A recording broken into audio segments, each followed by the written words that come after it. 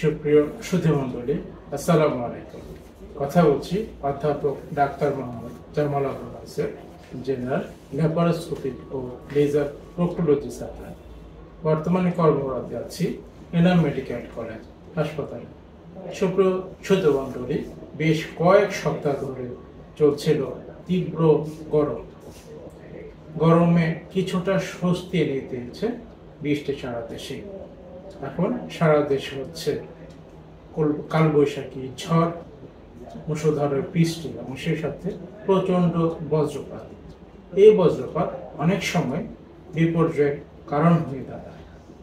দেখা যায় যে প্রতি বছরে এপ্রিল মে মাসে তুলনামূলকভাবে বজ্রপাত বেশি হয়। এই বজ্রপাতে সারা দেশে বেশ কয়েকটি জেলায় অনেক লোকের মৃত্যু হচ্ছে এ পর্যন্ত। এক হিসাবে দেখা গেছে যে 2022 সালে বজ্রপাতে প্রতি বছর 150 জনের মতো মানুষ মৃত্যুবরণ করে। তাহলে কিভাবে এই বজ্রপাত থেকে আমরা রক্ষা পাবো সে বিষয়ে আজকে আলোচনা করব। বজ্রপাতের সময় পথচারীগণ যদি রাস্তায় থাকে তাহলে কোনো পাকা দালানের নিচে আশ্রয় নেবে। যারা রিক্সা চালান বা ভ্যান চালান তারা বজ্রপাত বা বৃষ্টির সময় কোনো একটা দালানের বা ছাদের নিচে আশ্রয় নেওয়ার চেষ্টা করুন বা কোনো একটা আড়ালে থাকার চেষ্টা করুন। যারা নদীতে মাছ ধরার জন্য নৌকায় থাকেন তারা ছাউনিতে চলে যান বা নৌকা কোনো নিরাপদ স্থানে নিয়ে যান।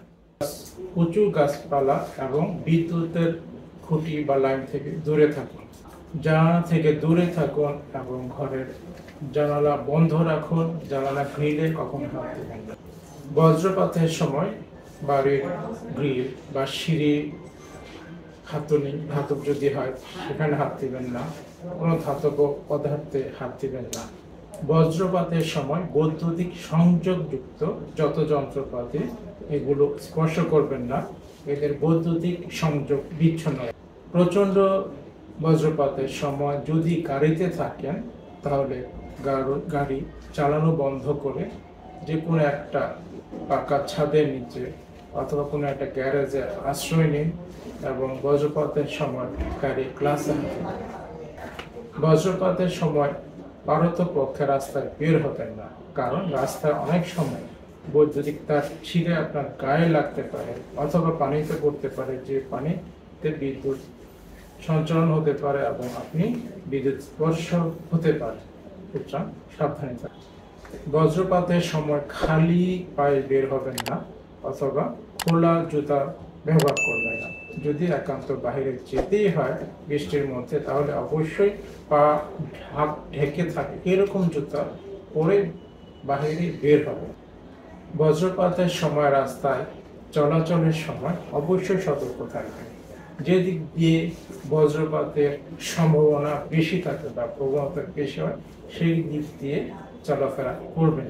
বজ্রপাতের সময় ধান খেতে যদি কর্মরত থাকেন বা বাইরে কোথাও কর্মরত থাকেন তাহলে বজ্রপাত যখন হয় তখন পায়ের আঙ্গুল দিয়ে চাপ দিয়ে বসে পড়ুন এবং কানে আঙ্গুল দিয়ে সাবধানে বসে থাকুন। বজ্রপাত চলে গেলে তখন আবার নিরাপদ স্থানে চলে যান। রাস্তায় যদি কেউ বজ্রপাতে আক্রান্ত হয় তাহলে অতি সত্বর তাকে নিকটস্থ হাসপাতালে নিয়ে যাবে এবং প্রয়োজনীয় চিকিৎসার ব্যবস্থা করবে। সুপ্রিয় সুধীমণ্ডলী, আশা করি যদি এই নিয়মগুলো মেনে চলেন তাহলে বজ্রপাতের যে ক্ষতিকর দিক রয়েছে, ঝলসে যাওয়া অথবা মৃত্যু ঘটে অনেক সময় তীব্র বজ্রপাতের সেগুলো থেকে নিজেকে রক্ষা করতে পারবেন।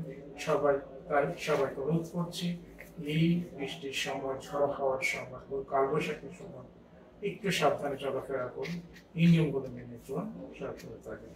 অনেক ধন্যবাদ।